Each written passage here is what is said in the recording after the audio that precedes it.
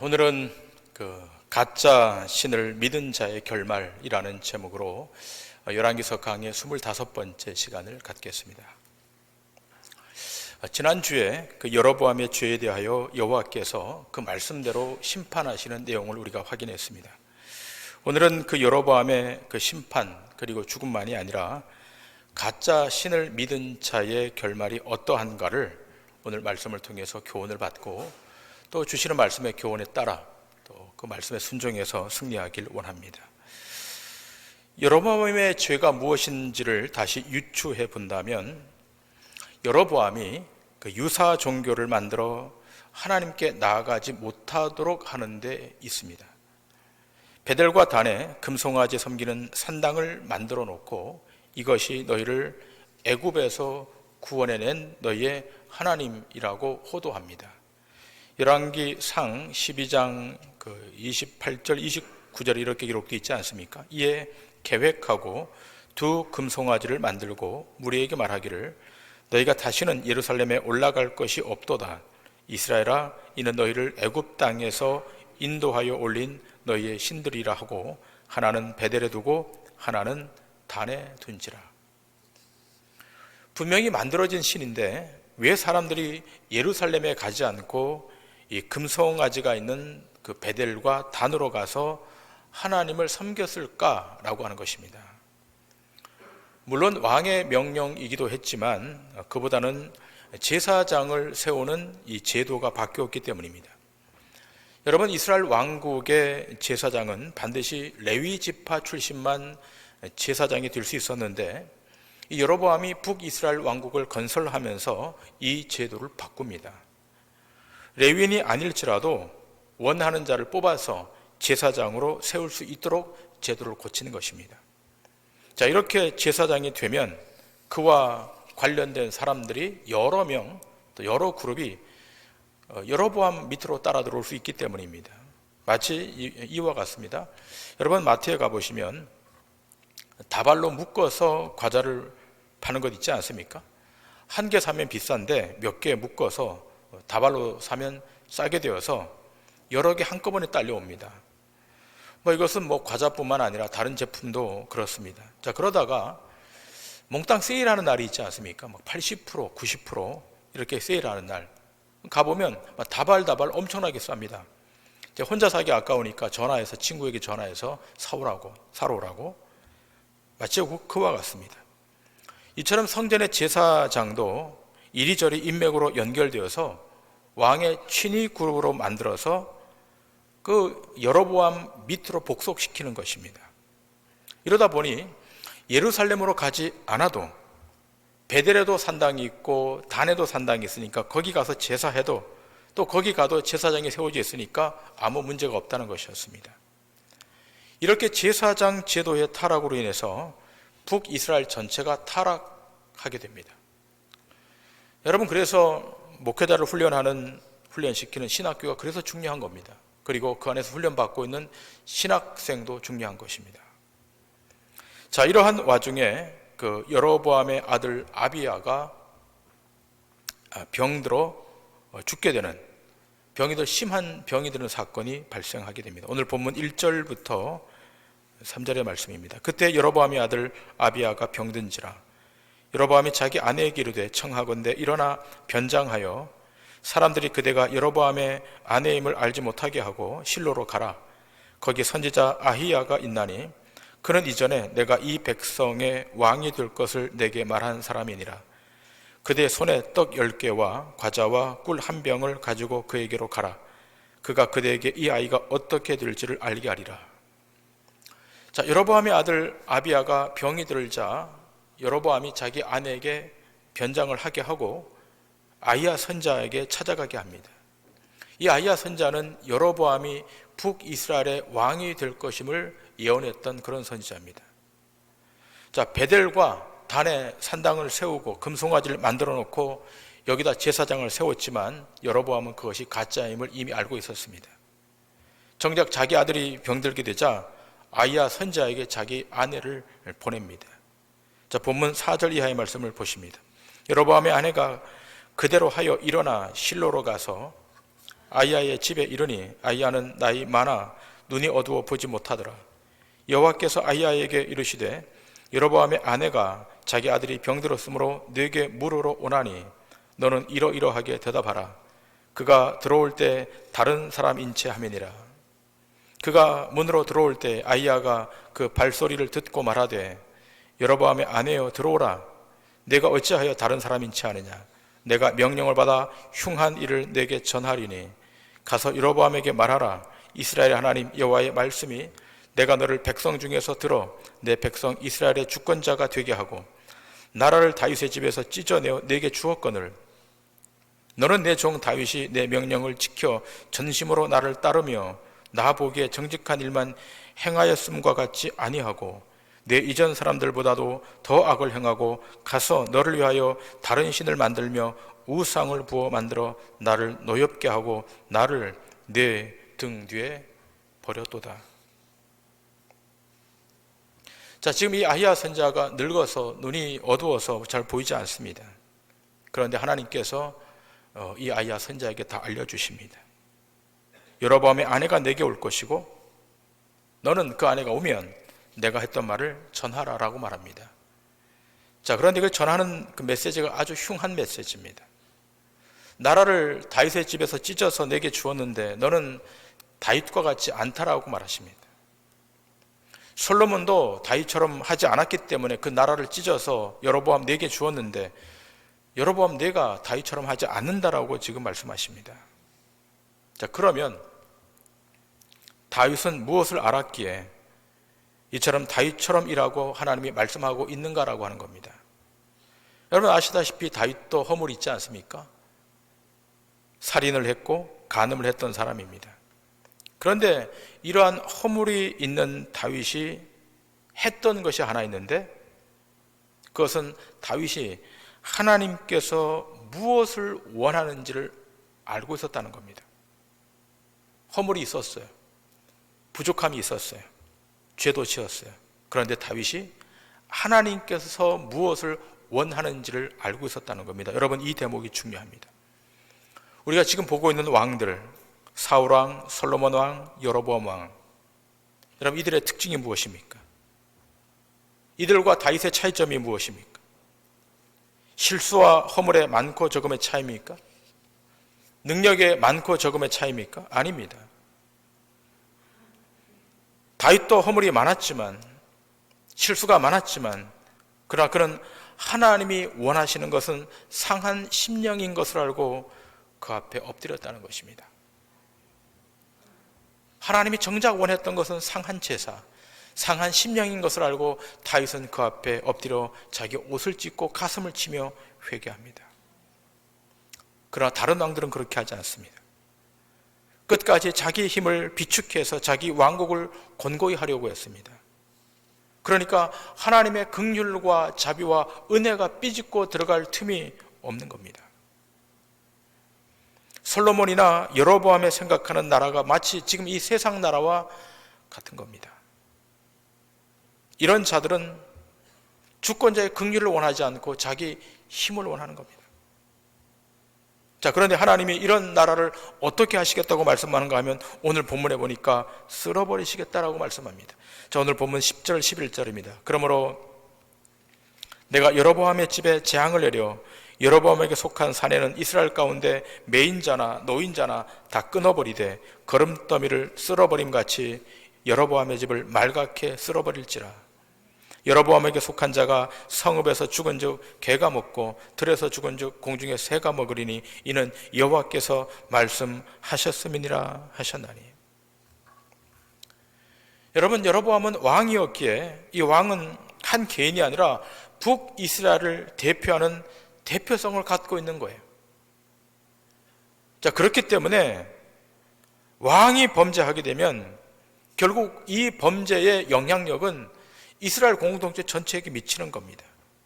그리고 이 죄가 공동체 전체에 미치게 되면 결국은 망하는 길로 갈 수밖에 없습니다. 때문에 이스라엘은 왕 한 사람이 잘하면 백성들이 다 구원을 받고 복을 받지만 왕 한 사람이 잘못하게 되면 나라가 멸절의 길로 접어드는 겁니다. 이것을 신학적으로 대표성의 원리라고 말합니다. 자, 이것은 구약 성경에만 기록되어 있지 않고 신약 성경에도 명확히 기록되어 있지 않습니까? 로마서 5장 12절부터 21절에 이 원리가 아주 명확하게 기록되어 있습니다. 본문이 조금 길지만 제가 읽도록 하겠습니다. 이러므로 한 사람으로 말미암아 죄가 세상에 들어오고 죄로 말미암아 사망이 왔나니 이와 같이 모든 사람이 죄를 지었으므로 사망이 모든 사람에게 이르렀느니라. 죄가 율법 있기 전에도 세상에 있었으나 율법이 없을 때에는 죄를 죄로 여기지 아니하느니라. 그러나 아담으로부터 모세까지 아담의 범죄와 같은 죄를 짓지 아니한 자들 위에도 사망이 왕노릇하였나니 아담은 오실 자의 표상이라.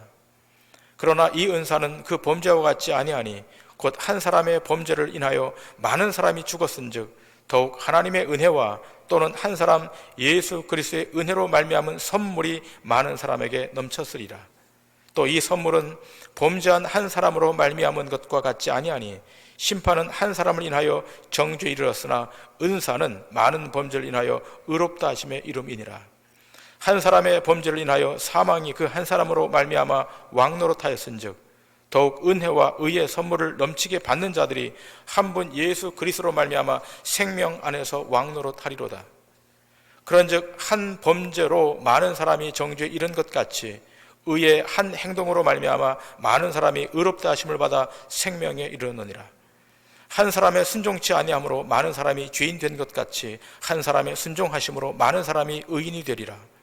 율법이 가입한 것은 범죄를 더하게 하려 함이라. 그러나 죄가 더한 곳에 은혜가 더욱 넘쳤나니 이는 죄가 사망 안에서 왕노릇한 것 같이 은혜도 또한 의로 말미암아 왕노릇하여 우리 주 예수 그리스도로 말미암아 영생에 이르게 하려 함이니라.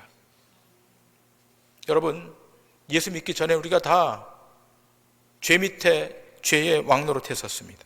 그러나 예수 그리스도의 보혈의 은총으로 말미암아 구원받은 이후 이제 누가 왕노릇하는가 하면 의와 생명이 왕노릇하는 줄 믿습니다. 예. 지금 여로보암을 통하여 죄가 유입이 됐습니다. 죄가 유입된 것으로 끝나지 않아요. 그 죄가 왕노릇하는 나라로 바뀐 거예요. 근데 하나님은 이렇게 죄가 왕노릇한 나라를 그냥 방치하고 구경하고 계시지 않습니다. 반드시 심판하십니다. 오늘 본문에 쓸어버리시겠다라고 말씀하십니다. 자, 이렇게 쓸어버리시겠다라고 말씀하신 이 심판이 언제 있었습니까? 창세기에 있었습니다. 노아 홍수 때 이미 있지 않았습니까? 창세기 6장 7절입니다. 이르시되 내가 창조한 사람을 내가 지면에서 쓸어버리되 사람으로부터 가축과 기는 것과 공중의 새까지 그리하리니 이는 내가 그것들을 지었음을 한탄함이니라 하시니라. 창세기 7장 4절입니다. 지금부터 7일이면 내가 40주야를 땅에 비를 내려 내가 지은 모든 생물을 지면에서 쓸어버리리라.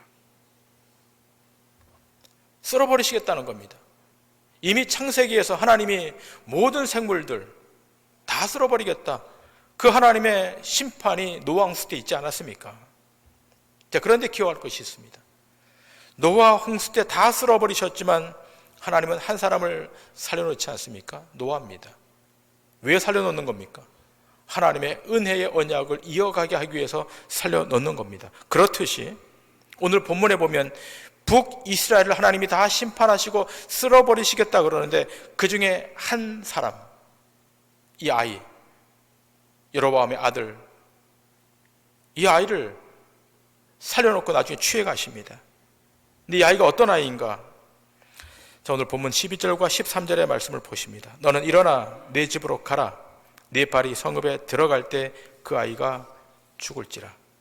온 이스라엘이 그를 위하여 슬퍼하며 장사하려니와 여로보암에게 속한 자는 오직 이 아이만 묘실에 들어가리니 이는 여로보암의 집 가운데서 그가 이스라엘의 하나님 여호와를 향하여 선한 뜻을 품었음이니라.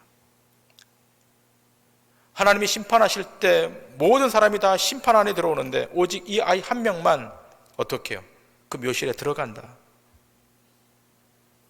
근데 오늘 본문에 보니까 이렇게 돼 있지 않습니까? 여로보암의 집 가운데서 그가 이스라엘의 하나님 여호와를 향하여 선한 뜻을 품었습니다. 여로보암에게 속한 자 중에 오직 이 아이만 묘실에 들어갈 것이다. 근데 이 아이가 이스라엘의 하나님 여호와를 향하여 선한 뜻을 품었다고 이 열왕기서 기자가 기술하고 있습니다. 그러면 이 아이가 어떻게 이런 선한 뜻을 품을 수 있었을까라고 하는 거예요. 성경에는 자세한 기술이 없습니다. 설명할 방법이 없습니다. 그러나 우리가 유추해 볼 수 있는 것이 있습니다. 은혜 외에는 방도가 없다는 겁니다. 하나님의 은혜입니다. 조금 전에 제가 읽어드렸던 로마서 5장의 말씀대로 사망 아래 태어난 모든 인생들은 다 심판 앞에 직면하게 되어 있었습니다. 여러분도 그렇고 저도 그렇고 우리는 다 사망 중에 죄 중에 출생하지 않았습니까? 다 심판 앞에, 징벌 앞에, 영원한 형벌 앞에 직면할 수밖에 없었던 그런 존재였습니다. 그런데 놀라운 일이 벌어지지 않았습니까? 우리가 어디로 이동해 들어간 겁니까? 생명 안으로, 영원한 구원 안으로 들어가게 된 거예요. 무엇 때문에 그것이 가능한 것입니까? 오직 하나님의 은혜입니다. 그 하나님의 은혜가 여러분과 저를 저 영원한 하나님의 나라로 인도해 주게 된 줄 믿습니다. 그 은혜인 겁니다. 마치 지금 이와 같은 겁니다. 이 아이가 어떻게 선한 뜻을 품었는지 알 수 없지만 이 아이의 인생에게 하나님의 은혜가 임했던 겁니다. 다 죽이지 않고 창세기에 노아 한 사람을 살려놓았듯이 여로보암의 가문에 한 사람을 살려놓는 겁니다. 이 아이에게는 선한 뜻이 품어지도록 해주신 것입니다. 이사야 선지자는 이렇게 증거합니다. 이사야서 57장 1절과 2절입니다. 의인이 죽을지라도 마음에 두는 자가 없고 진실한 이들이 거두어감을 당할지라도 깨닫는 자가 없도다. 의인들은 악한 자들 앞에서 불리어 가도다. 그들은 평안에 들어갔나니 바른 길로 가는 자들은 그들의 침상에서 편히 쉬리라. 자, 지금 여로보암의 집에 속한 모든 사람들이 다 죽어나갑니다. 그리고 이 선한 뜻을 품었던 이 왕자도 죽습니다. 온 백성들이 애통해야 합니다. 자, 그런데 가만히 보면 여로보암의 당대에 이 북이스라엘이 망하지 않아요. 훗날 BC 722년에 가서 이 북이스라엘이 아수르에게 멸망당하지 않습니까? 그러니까 수백 년의 시간이 있습니다. 그런데 그런 조짐이 없었는데도 불구하고 이 왕자가 죽습니다. 자, 이렇게 여로보암의 통치에 엄청난 위기가 오는 이 시점에 하나님께서 다시 신탁을 말씀하시죠. 14절 이하입니다. 여호와께서 이스라엘 위에 한 왕을 일으키신즉 그가 그날에 여로보암의 집을 끊어버리리라. 언제냐 하니 곧 이제라. 여호와께서 이스라엘을 쳐서 물에서 흔들리는 갈대같이 되게 하시고 이스라엘을 그의 조상들에게 주신 이 좋은 땅에서 뽑아 그들을 강 너머로 흩으시리니 그들이 아세라상을 만들어 여호와를 진노하게 하였습니다. 여호와께서 여로보암의 죄로 말미암아 이스라엘을 버리시리니 이는 그도 범죄하고 이스라엘로 범죄하게 하였음이니라 하니라. 여로보암의 아내가 일어나 디르사로 돌아가서 집 문지방에 이를 때 그 아이가 죽은지라. 온 이스라엘이 그를 장사하고 그를 위하여 슬퍼하니 여호와께서 그의 종 선지자 아히야를 통하여 하신 말씀과 같이 되었더라. 지금 여로보암은 산당에 금송아지만 숭배했던 것이 아니라 아세라상을 만들어서 하나님의 진노를 격발시켰습니다. 금송아지도 섬기고 아세라 신상도 섬기고 그 결과 여로보암 왕 한 사람의 죄로 인하여 온 공동체가 부패하게 되고 결국 하나님으로부터 버림받게 되는데 왕 자신도 버림받게 되고 북이스라엘 전체가 다 버림을 받게 됩니다. 여러분, 이것은 오늘날 가정과 교회와 우리가 속한 어떤 공동체든지 다 적용될 수 있습니다. 한 사람이 하나님을 떠나 우상을 섬기고 세상을 섬기면 그 사람 혼자만의 죄가 되는 것이 아니라 그와 연결되어 있는 공동체 모든 자들에게까지 죄가 악영향을 끼친다는 사실을 기억하셔야 됩니다.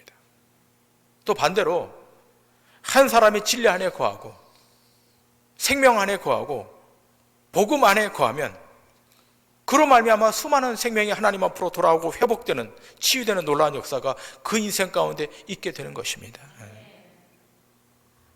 지금 북이스라엘의 왕 여로보암 한 명의 죄가 북이스라엘 전체에 다 악영향을 끼쳐서 이 죄와 연결되지 않을 수도 있는 백성들이 이 죄 안으로 다 편입돼 들어오고 있어요. 여러분 생각해 보시길 바랍니다. 북이스라엘 땅에 살고 있었던 그 백성들, 저 밑에 백성들, 유아들, 소년들, 평민들, 일상의 삶을 살아가는 그 백성들, 무엇을 알겠습니까? 지금 왕이 시키니까 베델에 가서 단에 가서 제사를 드리는 거예요. 금송아지가 하나님이라고 하니까 그 앞에 절에도 문제가 되지 않는다 그러니까 거기서 엎드려 제사하고 숭배하는 겁니다. 그런데 문제는 무엇입니까?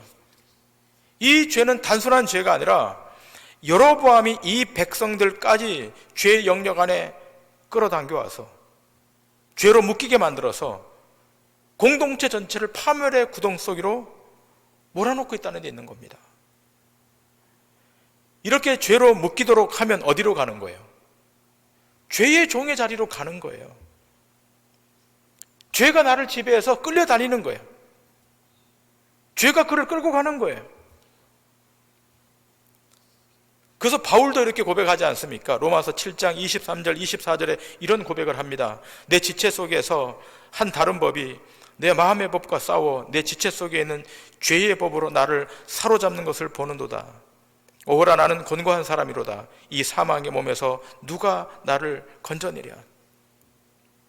여러분, 바울은 구원을 받은 사람이에요. 하나님의 놀라운 은혜를 덧입은 사람이에요. 그러나 그럼에도 불구하고 자기 안에 도사리고 있는 이 죄의 법이 자기를 저 사망 안으로, 저 죽음 안으로 끌고 들어가는 것을 보고 있다. 두려웠던 거예요. 죄에 한번 붙잡히게 되면 그 죄가 주는 힘이 얼마나 큰지, 얼마나 치명적인지 알고 있었던 거예요.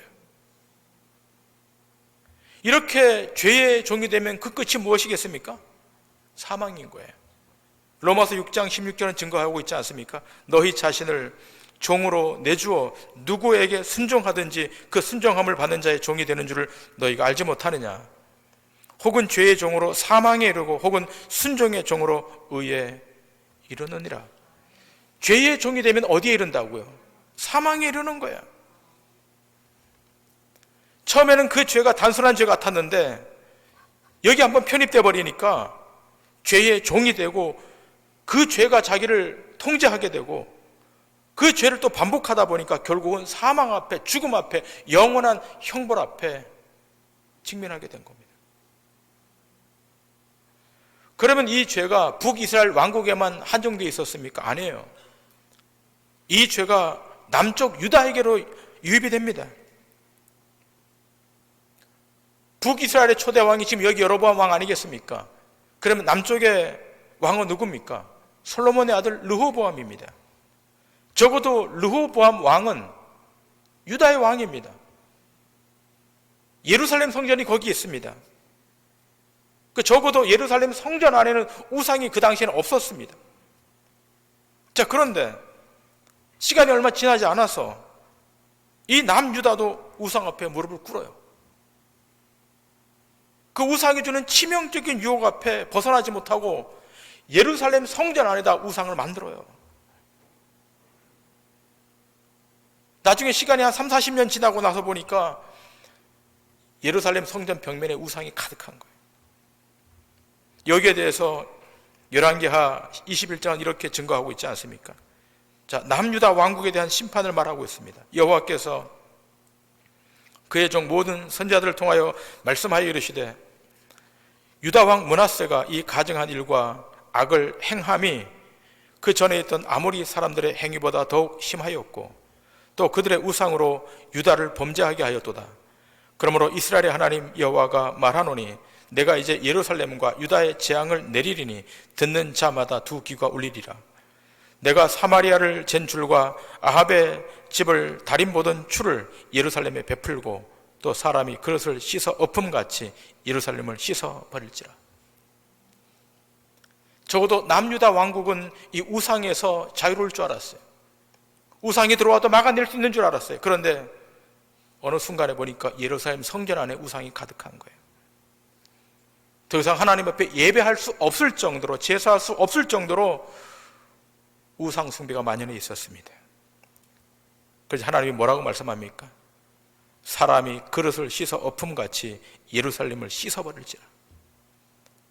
여러분, 설거지할 때 세제를 따라서 어떻게 해요? 그릇을 씻지 않습니까? 깨끗하게 씻지 않습니까? 그리고 어디다 엎어놓죠? 선반에 엎어놓지 않습니까? 하나님이 그렇게 하시겠다는 거예요. 너무 더러워서, 너무 타락해서